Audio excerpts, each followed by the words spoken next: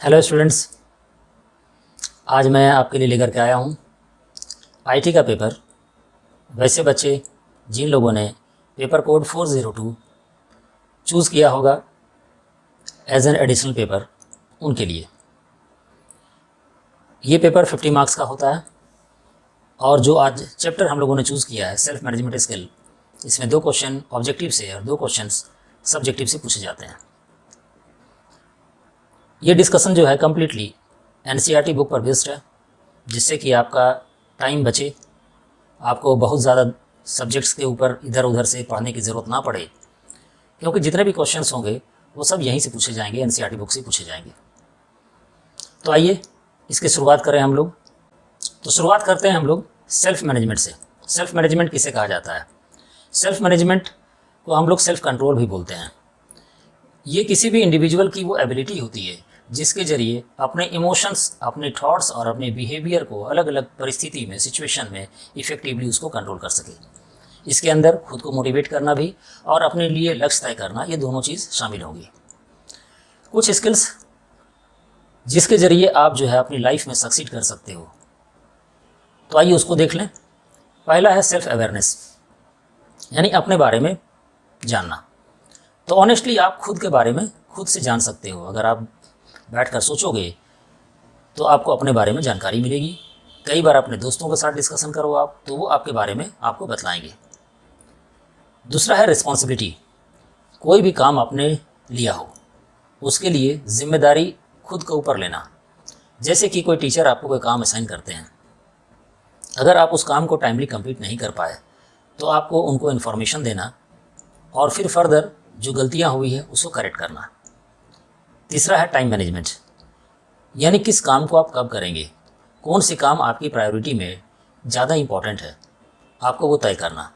जो भी वेस्ट है या फिर डुप्लीकेसी होती है, कई बार किसी काम को आप 2-2 बार करते हो, 3-3 बार करते हो, या उस काम को करने में आप जो है ज़्यादा समय व्यतीत करते हो, तो उसको रोकने के लिए आपको एक टाइम टेबल बनाना चाहिए और उस टाइम टेबल को फिर किसी भी परिस्थिति में इम्प्लीमेंट करना चाहिए बेहतर तरीके से। ऐसा एग्जामिनेशन में आपके साथ अक्सर होता होगा।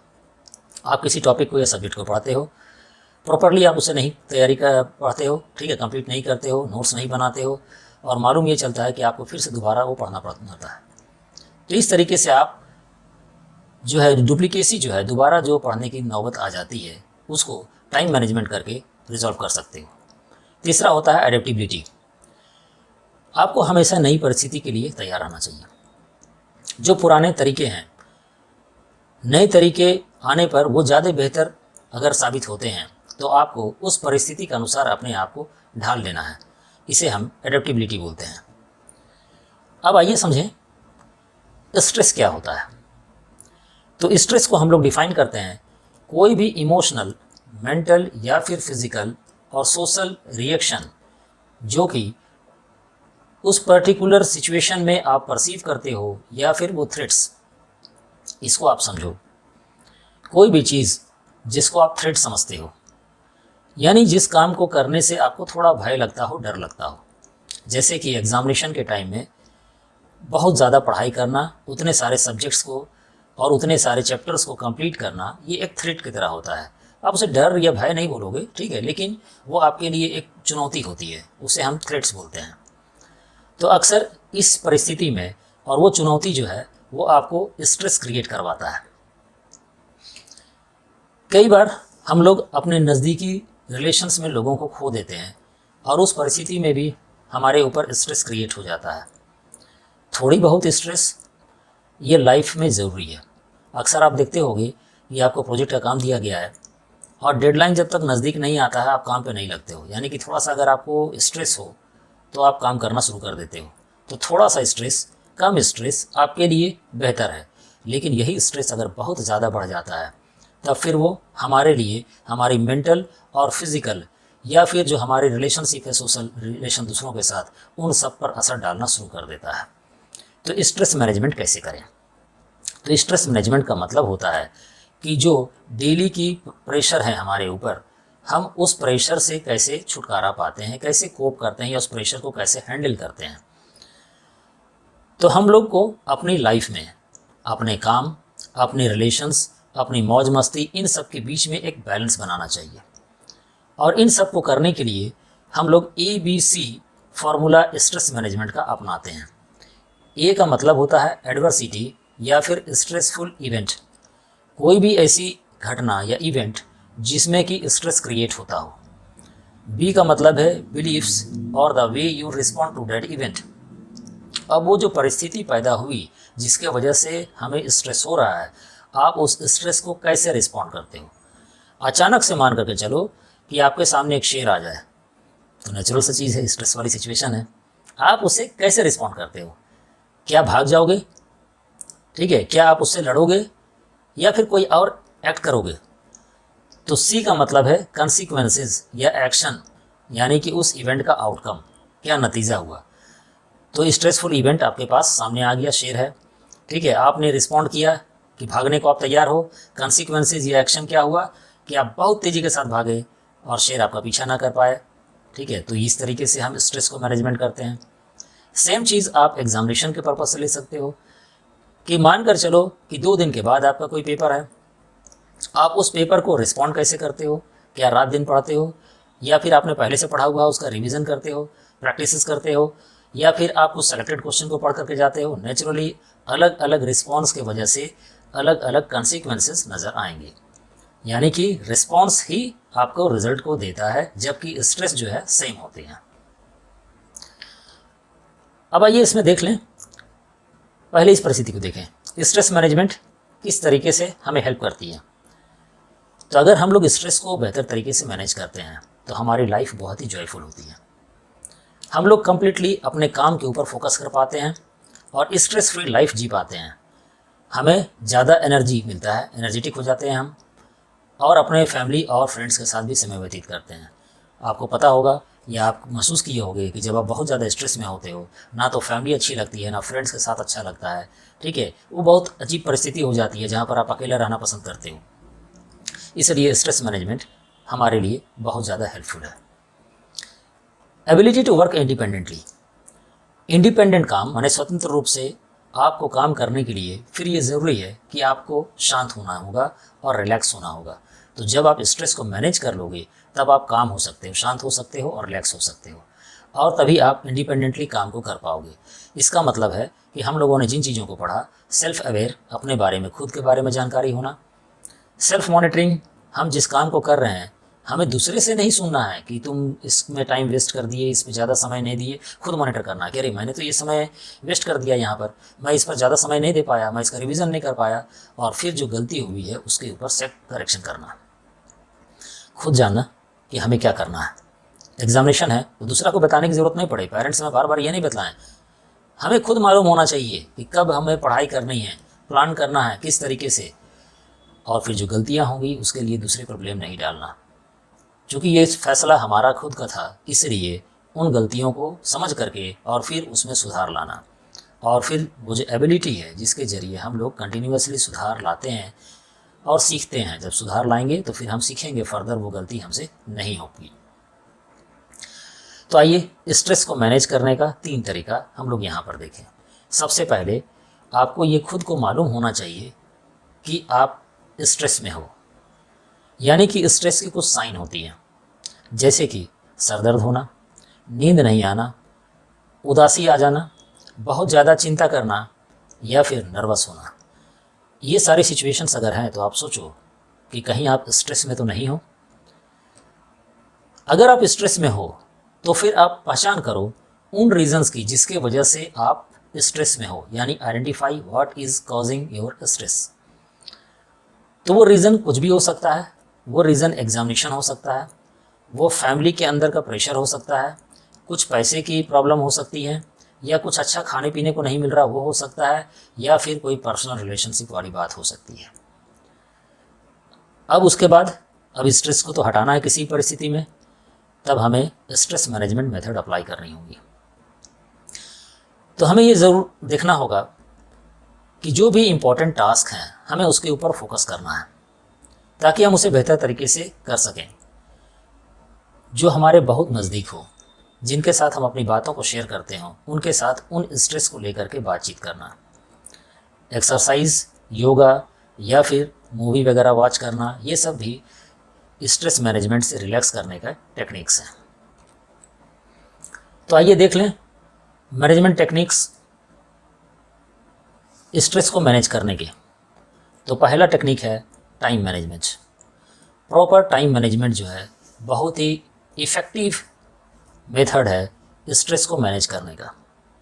आप खुद देखो इस चीज़ को कि अगर आपने किसी टास्क को, कोई प्रोजेक्ट को टाइमली कंप्लीट करके स्कूल में जमा कर दिया, या फिर कोई एग्जामिनेशन या टेस्ट है और आप टाइमली जो है उस चैप्टर को कंप्लीट कर लिए, रिवीजन का मौका मिल गया, तो स्ट्रेस ऑटोमेटिक आपके पास से हट जाता है।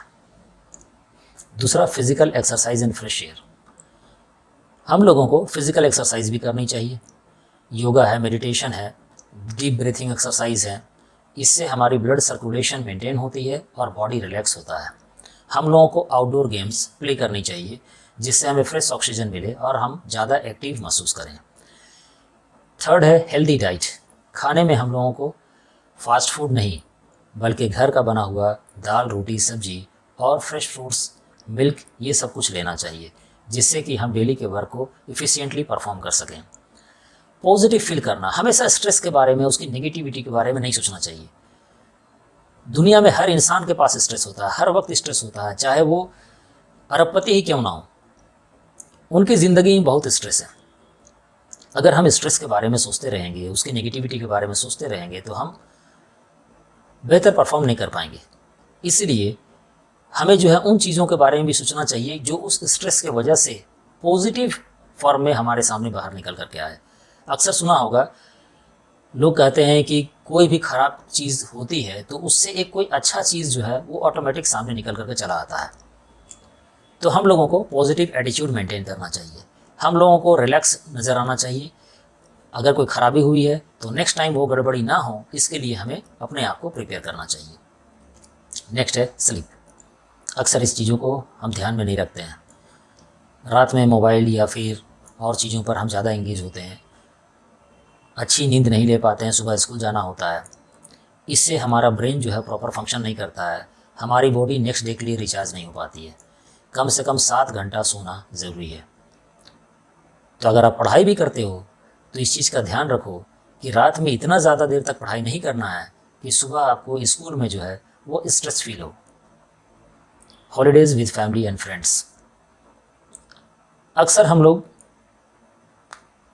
काम से रिलैक्स नहीं लेते हैं, काम के बीच में ब्रेक नहीं लेते हैं। हमें अपने फैमिली के साथ, अपने फ्रेंड के साथ छुट्टियां मनानी चाहिए जिससे कि हम रिचार्ज होकर के, रिफ़्रेश होकर के आएँ दोबारा और फिर अपने काम को बेहतर तरीके से परफॉर्म कर सकें। आइए नेक्स्ट सेक्शन में, इमोशनल इंटेलिजेंस। इस सेक्शन में हम लोग देखेंगे कि किस तरीके से अपने इमोशंस को हमें समझनी चाहिए और उसका इस्तेमाल अपने लिए और दूसरों के लिए करना चाहिए।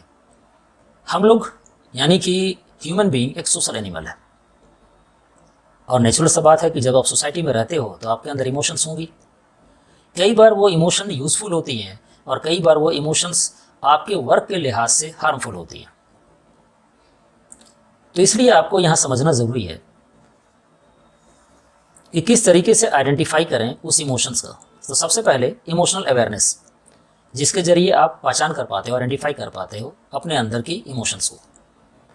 फिर उस इमोशंस को हार्नेस करते हो, यानी उस इमोशंस को अप्लाई करते हो थिंकिंग और प्रॉब्लम सॉल्विंग में।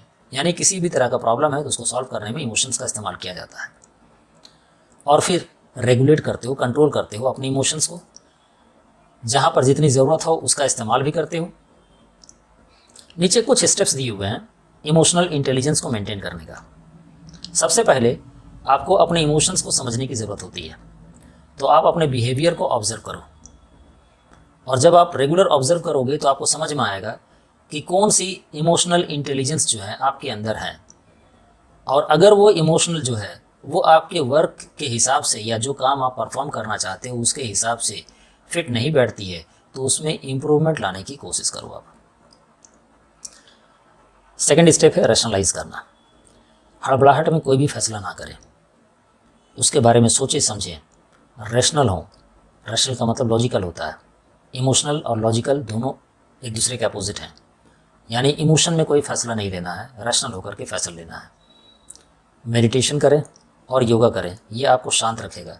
जब हम शांत होते हैं तो हम बेहतर फैसला ले पाते हैं। यानी कि थर्ड स्टेप जो है उसको प्रैक्टिस करना, उसको इम्प्लीमेंट करना। नेक्स्ट हम लोग देखते हैं कि हमें अपनी स्ट्रेंथ और वीकनेस को पहचाननी चाहिए। स्ट्रेंथ जो होती है वो हमारी एबिलिटीज़ होती हैं। जैसे कि कोई भी इंसान कहीं पर भी सक्सेसफुल है तो उसके अंदर कोई ना कोई काबिलियत है और वो काबिलियत उसकी स्ट्रेंथ होती है। तो हमें भी अपने अंदर उन चीज़ों की पहचान करनी चाहिए। हमें दूसरों से ये फीडबैक लेना चाहिए कि हमारे अंदर की कौन सी काबिलियत को, एबिलिटी को वो अच्छा मानते हैं या अच्छा समझते हैं। वो समय लेना चाहिए और उसके बारे में सोचना चाहिए कि हम उसका बेहतर उपयोग कैसे कर सकते हैं। इसी तरीके से वीकनेस की पहचान, अक्सर लोग इसमें चूक जाते हैं क्योंकि हम अपनी गलतियों को खुद नहीं पहचान पाते हैं। लेकिन ये बहुत डिफ़िकल्ट नहीं है, ठीक है। आप अगर खुद से सोचोगे तो अपनी गलतियों को आप खुद पहचान पाओगे, वो आपके सामने चली आएंगी। हमें दूसरों से, जिसके ऊपर भरोसा हो, हमें उनसे फीडबैक लेना चाहिए अपने बारे में, जिससे कि वो हमारी गलतियों को सामने रख पाएँ। बी ओपन टू फीडबैक, यानी फीडबैक लेने के लिए तैयार रहना चाहिए। अब ऐसा ना हो कि सामने वाला आपको फीडबैक दे रहा हो, आप गुस्सा हो जाओ तो फीडबैक देना बंद कर देगा, ठीक है। आपको पॉजिटिवली जो है उन फीडबैक्स को लेना है और जो वीकनेस है उसमें सुधार लाई जा सकती है, क्योंकि वो एरिया होता है जहाँ पर हमें इम्प्रूवमेंट लानी होती है और फिर फर्दर हम अपने गोल्स को ज़्यादा बेहतर तरीके से अचीव कर पाते हैं। नेक्स्ट टॉपिक में आइए, सेल्फ मोटिवेशन। सेल्फ मोटिवेशन का मतलब है कि अंदर से वो फोर्स जिसके जरिए आप किसी काम को करने के लिए अंदर से मोटिवेट होते हो, यानी अंदर से एक एनर्जी क्रिएट होता है, अंदर से आपको वो जज्बा पैदा होता है कि आप किसी काम को खुद से करो, कोई दूसरा नहीं बोलता करने के लिए। तो सेल्फ मोटिवेशन जो है वो एक पुश है जो आपके लक्ष्य को प्राप्त करने के लिए आपको अंदर से मजबूर करता है, आपको खुशी महसूस दिलाता है या फिर आपकी क्वालिटी ऑफ लाइफ को सुधारता है। यहाँ पर देखिए, मोटिवेशन जो है दो तरीके का है, एक है इंटरनल मोटिवेशन, दूसरा है एक्सटर्नल मोटिवेशन। एग्जाम्पल के तौर पर हम ले सकते हैं कि लव जो है वो इंटरनल मोटिवेशन है। किसी चीज़ को करने से आपको प्यार हो, उसको करने से आपको खुशी महसूस होती हो, अच्छा महसूस होता हो, आप उस काम को करेंगे तो वो इंटरनल मोटिवेशन है।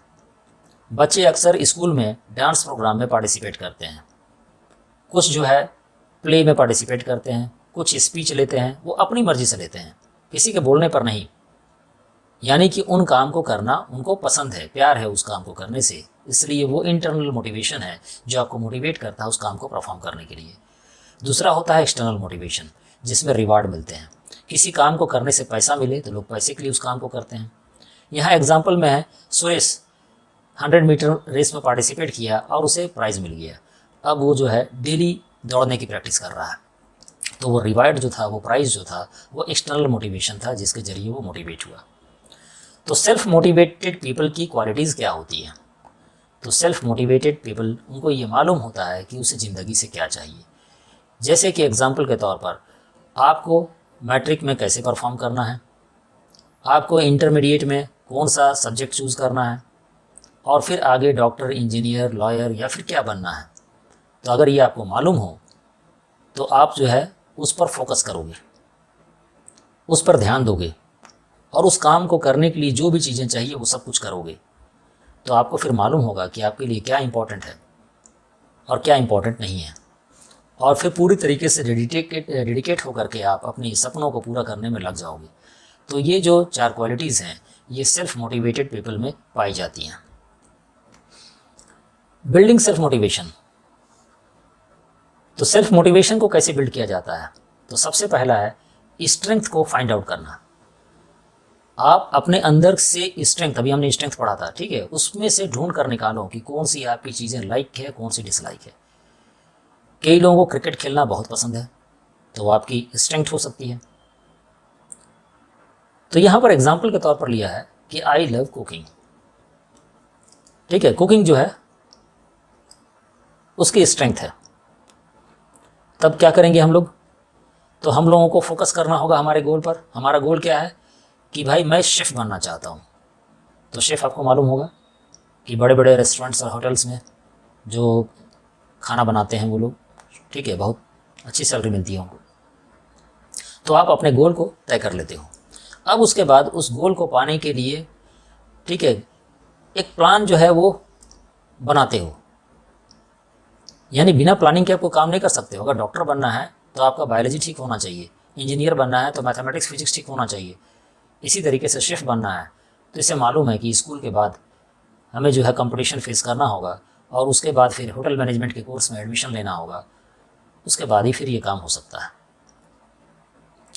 तब वो क्या करेगा? वो सब्जेक्ट ऐसे चूज़ करेगा जो कि होटल मैनेजमेंट के कोर्स के एडमिशन के लिए ज़रूरी होती हैं, जैसे कि इंग्लिश में इम्प्रूवमेंट लाएगा वो, ठीक है, और बाकी चीज़ों को में भी इम्प्रूवमेंट लाएगा। इसके बाद stay loyal to your goals. अब जो आपने लक्ष्य तय कर लिया, आपको उसके प्रति ईमानदार रहना है। यानी कि जो तय कर लिया है उसको कैसे पाया जाए, उसको पाने के लिए चाहे परिस्थिति कितनी भी डिफ़िकल्ट हो, कितनी भी परेशानी आ जाए, उस काम को करना है,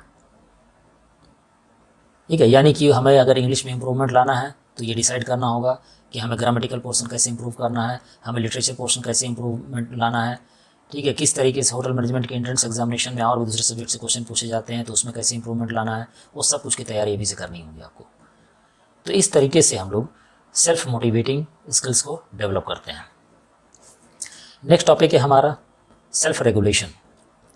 सेल्फ रेगुलेशन का मतलब है कि आपकी जो भी ड्रीम्स हैं, ठीक है, उसके लिए जो समय सीमा है उसको कंट्रोल करना। जैसे कि आपको एक मोबाइल फ़ोन परचेज़ करना हो पर्टिकुलर डेट के अंदर, मान करके चलिए कि भाई हमें हमारे दुर्गा पूजा है उससे पहले मोबाइल परचेज़ करना है, तो हम जो मनी सेव करेंगे वो इतना होना चाहिए कि दुर्गा पूजा के पहले वो मोबाइल आ जाए। तो ये हमारा गोल है। तो गोल कैसे सेट की जाती है? तो गोल सेट करने का जो टेक्निक है उसे हम लोग स्मार्ट के अंदर पढ़ते हैं, SMART। एस से स्पेसिफिक, यानी कि एक स्पेसिफिक और क्लियर गोल। यहाँ पर आपके पास 6 क्वेश्चंस होंगे जिसका आंसर इसके जरिए मिल जाएगा। जैसे who is involve in the goal, कोई लक्ष्य आपने तय किया तो कौन इसमें इन्वॉल्व है। अगर आप ये तय करते हो कि आपको 95% मार्क्स जो है क्लास 10th के एग्जामिनेशन में लाना है तो कौन इसमें इन्वॉल्व है। What do I want to do, आप करना क्या चाहते हो, 95+ लाना चाहते हो। वेयर डू आई स्टार्ट, आप जो है कहाँ से इसकी शुरुआत करोगे। When do I start and finish, आप इस काम के लिए कब से पढ़ना चालू करोगे और कब फिनिश करोगे। Which means do I use, उस पढ़ने के लिए क्लासेस के अलावे, स्कूल के अलावे क्या आप कोचिंग का सहारा लोगे, ऑनलाइन पढ़ोगे, ऑफलाइन पढ़ोगे, एक्स्ट्रा प्रैक्टिस पेपर लोगे, क्या करोगे। Why am I doing this, मैं ये क्यों कर रहा हूँ।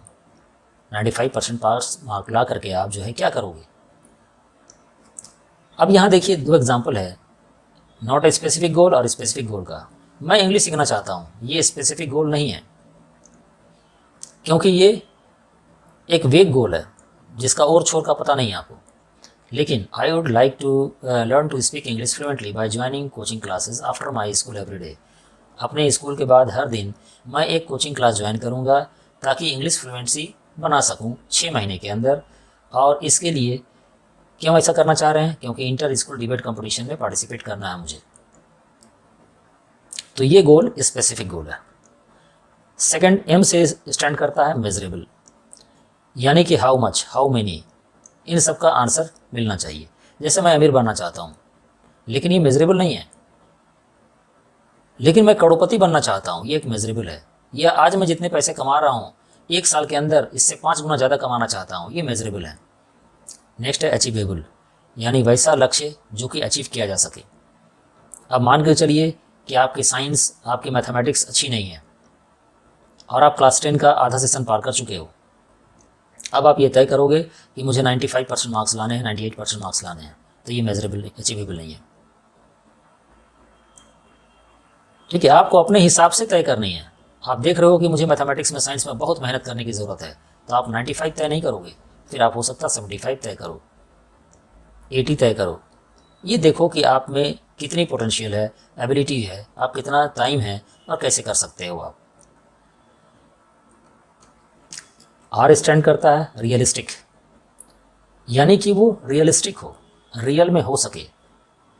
जैसे कि अगर एग्जाम्पल लो कि आप सारे के सारे सिलेबस जो है एग्जामिनेशन से 3 दिन पहले शुरू करते हो और पूरा कंप्लीट कर लेना, ये रियलिस्टिक नहीं है। लेकिन हर दिन आप 6 घंटे पढ़ाई करोगे, ये एक रियलिस्टिक है। उसके बाद टाइम बाउंड, आपको जो है एक समय सीमा के अंदर सब चीज़ फिक्स करना होगा। एक चैप्टर आप कितने दिन में कंप्लीट करोगे, अगर ये तय नहीं किया है तो आप पढ़ते जा रहे हो, दूसरे चैप्टर के लिए समय नहीं बच रहा है। ठीक है, जैसे कि I want to lose 10 kg someday, ये जो है टाइम बाउंड नहीं है। समडे पता नहीं, कभी ना कभी हो जाएगा, कभी नहीं होगा वो। लेकिन आपने ये तय कर लिया कि अगले 6 महीने में मैं 10 kg लूज करूंगा, तो ये टाइम बाउंड है। नेक्स्ट आता है self regulation, time management. Time management बहुत ही इंपॉर्टेंट चीज़ है। आप यहाँ पर समझिए इसका बेनिफिट। टाइम मैनेजमेंट की वजह से आप जो है किसी भी टास्क को टाइमली कंप्लीट कर सकते हो। आपको एक डेली टाइम टेबल बनाने की ज़रूरत है। आप जो है एक अच्छा गेस कर सकते हो कि कितने दिन में मैं कितने एरिया को कवर कर सकता हूँ, कितने टॉपिक को कवर कर सकता हूँ, कितने चैप्टर को कवर कर सकता हूँ। ये आपको खुद के बारे में मालूम है, क्योंकि हमने अभी 2 एनालिसिस किया, आपकी स्ट्रेंथ और आपकी वीकनेस। इसके जरिए आप खुद के बारे में जानकारी हासिल कर चुके हो। इसके बाद submit homework and assignment on time. सब चीज़ टाइम से कंप्लीट करना है और दिन के समय में हमें टाइम अपना वेस्ट नहीं करना है। तो 4 स्टेप्स देख लें हम लोग इफेक्टिव टाइम मैनेजमेंट का। पहला स्टेप है कि हम लोगों को अपनी डे टू डे एक्टिविटीज़, हर दिन की एक्टिविटीज़ को प्रॉपर तरीके से प्लान करना चाहिए, उसको फिर फॉलो करना चाहिए। आसपास के इन्वायरमेंट को, टेबल हो जहाँ पढ़ते हो आप, जहाँ बैठते हो आप, उन सबको साफ रखना चाहिए। जो चीज़ जहाँ से उठाया है उस चीज़ को वहीं पर रखना चाहिए, ताकि अगली बार आपको आसानी से मिल जाए, आपका समय वहाँ पर वेस्ट ना हो। इसके बाद आपको एक टू डू लिस्ट बनाना चाहिए, जिसमें चीज़ों की प्रायोरिटी तय करनी चाहिए, क्योंकि बहुत सारी चीज़ें करने को, लेकिन सबसे इम्पोर्टेंट क्या है वो ऊपर रहेगा, उसके बाद कम इम्पोर्टेंट क्या है वो नीचे रहेगा, और सबसे कम इम्पोर्टेंट जो है वो सबसे नीचे रहेगा। यानी कि आप अगर नहीं भी कर सके, आपको उतना समय नहीं मिला, तो आप सबसे कम इम्पोर्टेंट वाली चीज़ को परफॉर्म नहीं कर पाओगे। इसके बाद आपने जो टू डू लिस्ट बना लिया है, अब आपको उसके ऊपर कंट्रोल करना है। आपको देखना है कि आपकी टाइम कहाँ कहाँ पर वेस्ट हो रही है, किसी से गप मारने में, मोबाइल में कुछ एक्स्ट्रा एक्टिविटीज़ को करने में, या फिर कहीं पर आने जाने में। इसके बाद स्टेप 4 है उसको टैकल करना। इन सारी चीज़ों में जहाँ पर भी आपका टाइम मैनेजमेंट गड़बड़ हो रहा है, टाइम वेस्ट हो रहा है, तो उसमें जो है आइडेंटिफाई करके और वहाँ पर उसकी कमी को दुरुस्त करना और उस टाइम का बेहतर इफेक्टिव करना। तो स्टूडेंट्स, ये चैप्टर यहाँ पर ख़त्म होता है। आपको अगर ये चैप्टर अच्छा लगा हो तो आप हमारे चैनल को ज़रूर से सब्सक्राइब कीजिए। नेक्स्ट चैप्टर को लेकर के मैं बहुत ही जल्दी आपके पास आऊँगा। तब तक के लिए आप सबको थैंक यू वेरी मच।